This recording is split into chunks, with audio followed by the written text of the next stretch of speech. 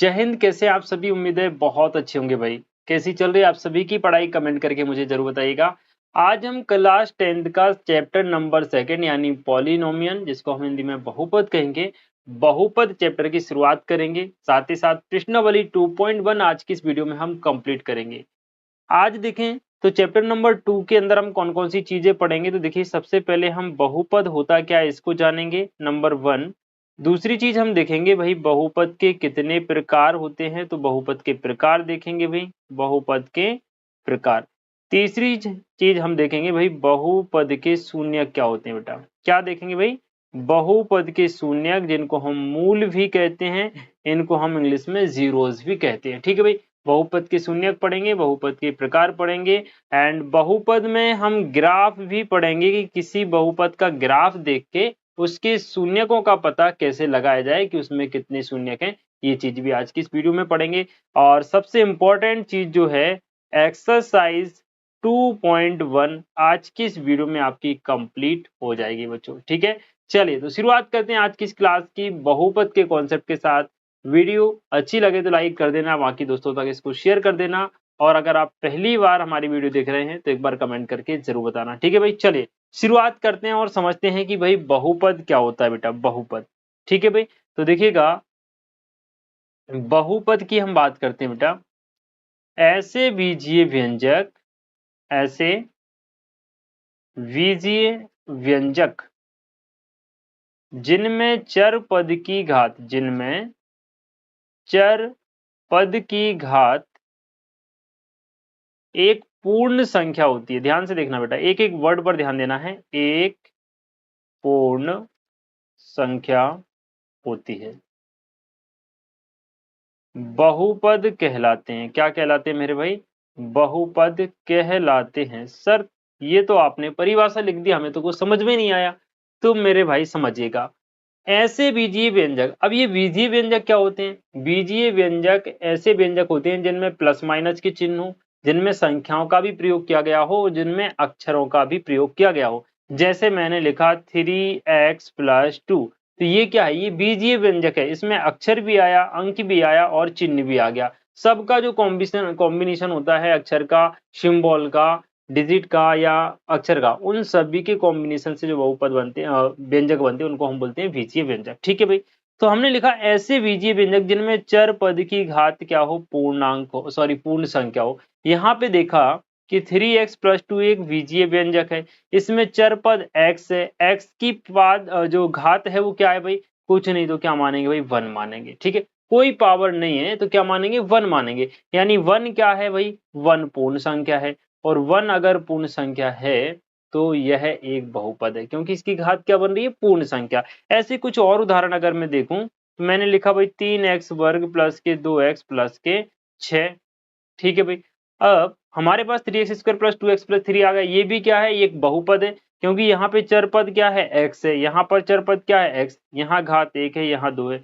1 और 2 दोनों ही पूर्ण संख्या है, तो ये भी क्या है? एक बहुपद है। अगर मैं आपसे कहूं कि भाई √x+2 ये बहुपद है, तो हम कहेंगे नहीं, क्योंकि अंडर रूट को हटाएंगे तो x पे 1/2 की घात आ जाएगी, और 1/2 पूर्ण संख्या नहीं है। तो 3 स्टेप ध्यान रखना बहुपद के बारे में। नंबर 1, अगर अंडर रूट के अंदर x है तो वो बहुपद नहीं होगा भाई। ध्यान रखना, x पे विषम संख्या में घात होनी चाहिए, यानी वो रूट से बाहर नहीं निकलना चाहिए। दूसरी स्टेप, अगर किसी संख्या के वटे में x लिखा है, 1 के वटे में, 2 के वटे में, 3 के, यानी वटे में कहीं भी x आपको मिल रहा है, वो डिवाइड नहीं हो रहा है, तो समझ जाना वो भी बहुपद नहीं है। जैसे हमने लिखा 1/x+2, तो ये भी बहुपद नहीं है। तीसरी चीज, अगर x पे माइनस में घात लगी, जैसे x की घात -3 प्लस के 2x प्लस के 4, तो ये भी आपका बहुपद नहीं है, क्योंकि यहाँ तो x की पावर कुछ नहीं 1 चलेगा, लेकिन यहाँ पे x की घात -3 आ गई, जो कि पूर्ण संख्या नहीं है। पूर्ण संख्या 0 और बाकी धनात्मक संख्या होती है। बात समझ पाए कि नहीं? एक बार मुझे बताइएगा, बहुपद समझ में आया या नहीं? एक बार मुझे कमेंट करके बताएंगे भाई। ठीक है, चलिए हमने भाई बहुपद समझ लिया।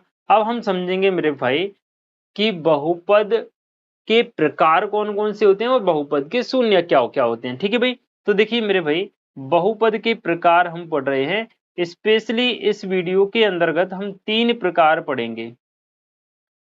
बहुपद के 3 प्रकार कौन कौन से पढ़ेंगे। नंबर 1 रैखिक बहुपद, रैखिक बहुपद। नंबर 2 पे हम पढ़ेंगे, ये 1 हो गया, ये 2 हो गया और ये हो गया आपका 3। नंबर 2 पे जो हमारा बहुपद है मेरे भाई वो होगा द्विघात बहुपद, ठीक है भाई। एंड नंबर 3 पे हमारा हो जाएगा त्रिघात बहुपद, त्रिघात बहुपद, ठीक है। तीनों में क्या अंतर है, तीनों की क्या पहचान है, इस चीज के बारे में हम बात करते हैं। सबसे पहले हमने देखा रैखिक बहुपद। एक एग्जाम्पल मैंने अभी लिया हुआ था 3x+2। तो रैखिक बहुपद ऐसे बहुपद होते हैं जिनमें चर पद की अधिकतम घात 1 हो। यहाँ पर चर क्या है, x है, इसकी मैक्सिमम पावर कितनी है 1, इसकी घात कितनी है 1। तो ये एक घात का बहुपद है, और ऐसे बहुपद जिनकी घात 1 होती है वो रैखिक बहुपद कहलाते हैं। तो ये हमारा कौन सा बहुपद हो गया, रैखिक बहुपद हो गया। इसका जो मानक रूप होता है वो ax+b के रूप का होता है। याद रखिए बहुपद के बराबर में हम 0 नहीं लगाते हैं। अगर आप 0 लगा देंगे तो वो बहुपद नहीं, फिर वो समीकरण बन जाएगा भाई, ध्यान रखिएगा इस चीज का।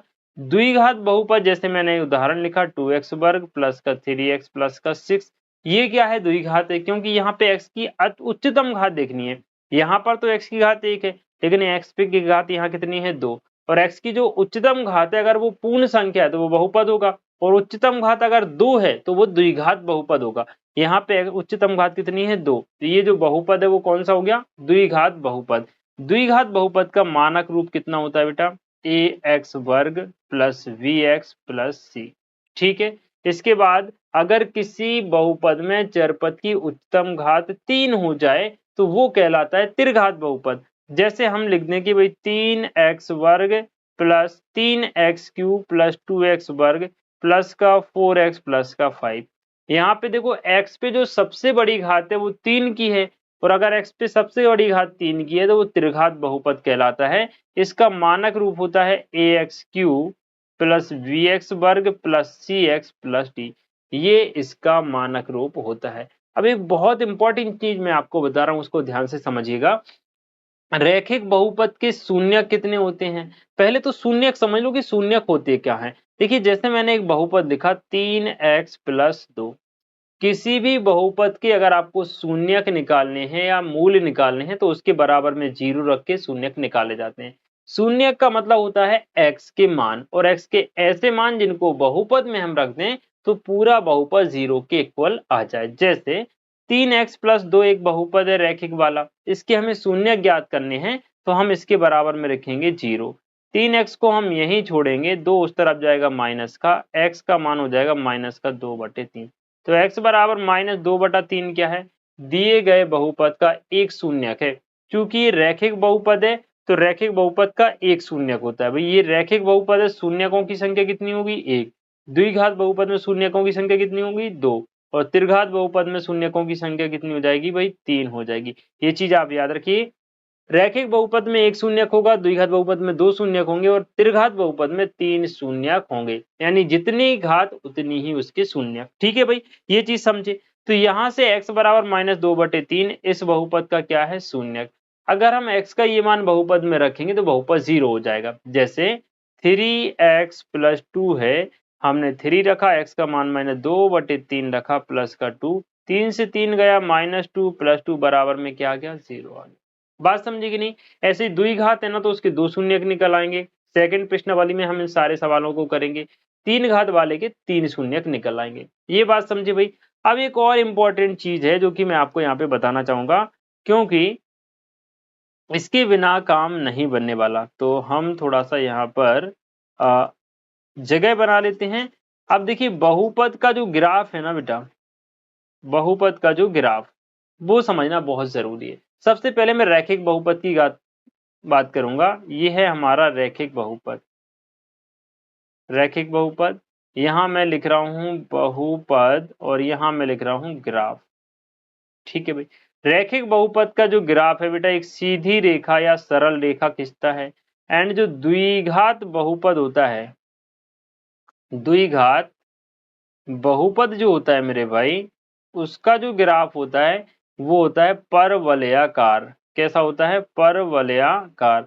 अब ये परवलय कैसा होता है भाई, यूं, या तो ऐसा उसका ग्राफ होगा भाई, या उसका ग्राफ ऐसा होगा, या उसका ग्राफ ऐसा होगा। ये जो ग्राफ है ये सारे ग्राफ द्विघात बहुपद के ही हैं, ठीक है। तो परवलयाकार होता है, इतना याद आपको रखना है। अब परवलयाकार होता है, रैखिक बहुपद का सरल रेखा होता है, ये हमने देख लिया। अब किसी बहुपद का अगर हमें ग्राफ दिया हुआ है तो ग्राफ को देख करके हम ये कैसे पता करें कि उसके कितने शून्यक हैं, 1 है, 2 है, 3 है या 4 है। तो कुछ उदाहरण के लिए हम प्रश्नावली 2.1 पर चलेंगे, वहां पे आप समझोगे कि ग्राफ देख के कैसे हम बता पाएंगे कि बहुपद के शून्य कितने हैं। जैसे फॉर एग्जाम्पल मैंने यहाँ पे एक ग्राफ बना लिया यूं, ये हमारा एक्स अक्ष है, ये वाई अक्ष है, ये एक्स डैश है और ये वाई डैश है। ये हमारा एक ग्राफ है। तो कोई भी ग्राफ एक्स अक्ष को जितनी जगह स्पर्श या प्रतिच्छेद करता है उसके उतने ही शून्यक होते हैं। जैसे यहाँ देखो, ये वाला ग्राफ एक्स अक्ष को एक यहाँ टच कर रहा है, फिर एक यहाँ टच कर रहा है और एक यहाँ टच कर रहा है। ये जो टच है ना ये वाई अक्ष पर है, तो हमें केवल एक्स अक्ष पर देखना है कि कहाँ कहाँ टच हो रहा है। 3 जगह टच हो रहा है, इसलिए इसके जो शून्यक हैं वो कितने हो जाएंगे भाई, 3 होंगे। अगर 2 जगह टच होता तो 2 शून्यक होते, एक जगह टच होता तो 1 शून्यक होता, और अगर टच नहीं होता तो कोई भी शून्यक नहीं होता। जैसे कि ये वाला ग्राफ देखिए, ये एक्स अक्ष है, ये वाई अक्ष है, ये वाई डैश है, ये एक्स डैश। तो ग्राफ ये हो गया सीधी रेखा, सरल रेखा। तो ये एक्स अक्ष को कहीं प्रतिच्छेद नहीं कर रही, कहीं स्पर्श नहीं कर रही, एक्स अक्ष के समांतर जा रही है, तो इसका कोई भी शून्यक नहीं होगा। मेरी बात आई होप आप समझ पा रहे होंगे। एक बार कमेंट के माध्यम से मुझे बताइए, हमने बहुपद पढ़ा, बहुपद का कॉन्सेप्ट समझा, ग्राफ समझा, शून्यक समझे, बहुपद की घात समझी, बात समझे भाई। चलिए अब हम प्रश्नावली 2.1 को करते हैं। बहुत छोटी और आसान सी प्रश्नावली आपके सामने है। किसी बहुपद px के लिए ग्राफ px का बहुपद y बराबर px का ग्राफ नीचे आकृति 2.10 में दिया है। प्रत्येक स्थिति में px के शून्यकों की संख्या ज्ञात कीजिए। देखिए ये जो बहुपद है ना, इसमें ग्राफ दिए गए हैं और उन ग्राफ पे कुछ बहुपदों के ग्राफ भी हैं। जैसे y बराबर px का पहला ग्राफ ये हो गया, ये दूसरा ग्राफ हो गया और ये तीसरा ग्राफ हो गया। पहले ग्राफ में आप देखो, ये जो ग्राफ बना है ना ये वाला भाई, ये एक्स अक्ष को कहीं भी प्रतिच्छेद या स्पर्श नहीं कर रहा है, इसलिए पहले बहुपद में जो शून्यक हैं उनकी संख्या कितनी होगी बेटा, 0 होगी। बात समझे कि नहीं। दूसरे वाले बहुपद में अगर आप देखें तो ये हमारा एक्स अक्ष है और इसको केवल एक ही बिंदु पर ग्राफ प्रतिच्छेद कर रहा है, इसलिए दूसरे बहुपद के ग्राफ में जो शून्यक है वो कितने हो जाएंगे, 0 1। तीसरे वाले को देखो, एक्स अक्ष को एक यहाँ टच कर रहा है, एक यहाँ टच कर रहा है और एक यहाँ, केवल एक्स अक्ष की बात कर रहा हूं मैं, वाई अक्ष पे हमें नहीं जाना है। 3 बिंदुओं पर टच कर रहा है, तो तीसरे वाले में जो शून्यक है मेरे भाई कितने हो जाएंगे, 3 शून्यक हो जाएंगे। अब मुझे लगता है चौथा, पांचवा, छठवां सवाल आप खुद से कर सकते हैं, बहुत आसान है। एक बार कमेंट करके बताओ कौन कौन से बच्चे खुद से कर सकते हैं, बाकी मैं तो आपको यहाँ पे बता ही देता हूँ, ठीक है। देखो फोर्थ नंबर पे देखो, एक्स अक्ष एक तो 1 और एक 2, एक्स अक्ष को 2 बिंदुओं पर प्रतिच्छेद कर रहा है, इसलिए इसके जो शून्यकों की संख्या है वो हो जाएगी 2। यहाँ पर देखना बेटा, 1 2 3 एंड 4 बिंदुओं पर ये प्रतिच्छेद कर रहा है ग्राफ एक्स अक्ष को, तो इसके जो शून्यकों की संख्या है मेरे भाई कितनी हो जाएगी, 4 हो जाएगी। बात समझे कि नहीं भाई।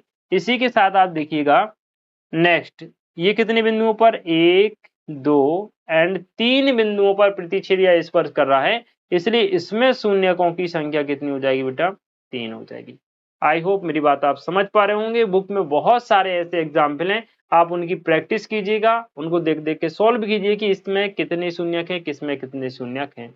आई होप 2 अध्याय यानी सेकंड चैप्टर पॉलिनोमियल का बेसिक कॉन्सेप्ट आपने समझा। आपने समझा कि बहुपद क्या होता है, बहुपद के शून्यक क्या होते हैं, बहुपद की घात क्या होती है, रैखिक बहुपद क्या होता है, द्विघात बहुपद क्या होता है, त्रिघात बहुपद क्या होता है। ये सारा कॉन्सेप्ट आज की हमने वीडियो में समझा और मैं उम्मीद करता हूँ आप लोग सारी चीजें अच्छे से समझ चुके होंगे। अब ये जो फॉर्मूलेज वगैरह है ये हम सेकंड वीडियो में आपके लिए लेके आएंगे। प्रश्नावली 2.2 का जो बेसिक कंसेप्ट है अगली वीडियो में आपसे शेयर करेंगे, और प्रश्नावली 2.2 इसके सवाल भी नेक्स्ट वीडियो में आपके लिए लेके आएंगे। तब तक के लिए जय श्री राधे। वीडियो कैसी लगी, क्लास हमारी कैसी लगी, कमेंट करके जरूर बताइएगा। अच्छी लगे तो लाइक करके दोस्तों तक शेयर कीजिएगा। तब तक के लिए जय श्री राधे।